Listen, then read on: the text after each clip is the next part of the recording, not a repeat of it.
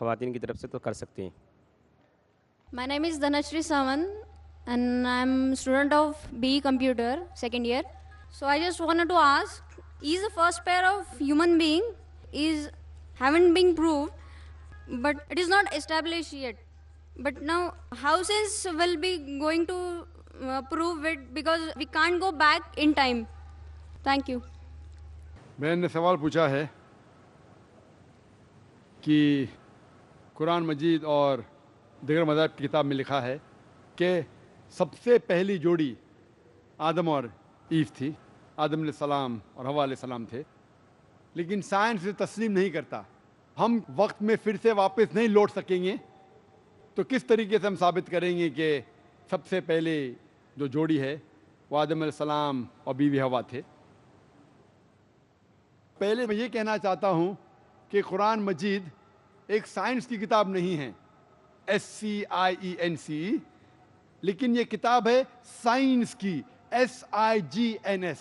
یہ آیات کی کتاب ہے, یہ کتاب ہے نشانیوں کی.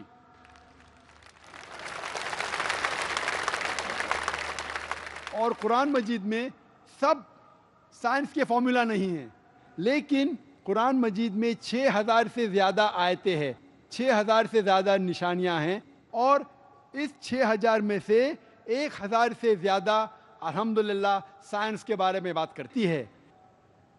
اور میں یہ کہنا چاہتا ہوں کہ سائنس اتنی ایڈوانس نہیں ہے تو میں کیوں قرآن مجید میں ہر بات پہ عمل کرتا ہوں.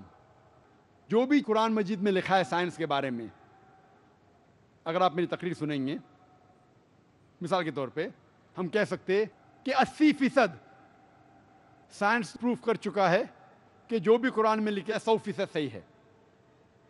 80% جو قرآن میں لکھا ہے سائنس یہ ثابت کر چکا ہے کہ 100% صحیح ہے.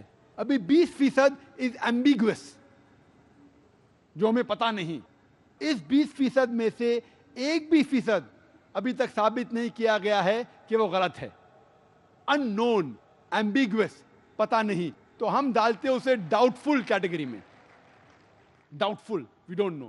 تو میری لاجک یہ کہتی ہے اگر 80% 100% صحیح ہے اور 20% ڈاؤٹ فل ہے, ان نون ہے, ایمبیگوس ہے, اس میں سے 0.1% بھی ثابت نہیں ہو چکا کہ غلط ہے, کیونکہ سائنس اتنی ایڈوانس نہیں ہے کہ اسے ثابت کر سکے.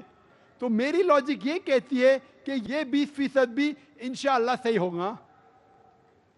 اور اس 20% میں آتا ہے کہ پہلی جوڑی انسان کی تھی آدم علیہ السلام اور بیوی حوا. سائنس اتنی ایڈوانس نہیں کہ یہ کہہ سکے کہ اس زندگی کے بعد اور ایک زندگی ہے, لائف آفٹر ڈیتھ. آخرت کے بارے میں سائنس اتنی ایڈوانس نہیں.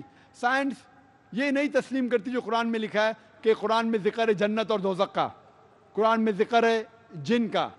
سائنس اب تک اتنی ایڈوانس نہیں کہ اس کے بارے میں کہہ سکے کہ یہ صحیح ہے.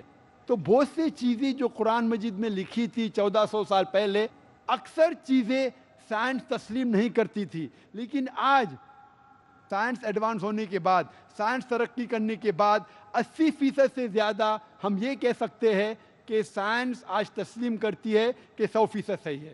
انشاءاللہ ہو سکتا ہے کہ 50 سال بعد, 100 سال بعد, 200 سال بعد سائنس یہ بھی تسلیم کریں گی کہ جنت ہے, دوزخ ہے, جن ہے, اینجل ہے, اور یہ بھی تسلیم کریں گے کہ پہلی جوڑی آدم اور بیوی حوا تھی.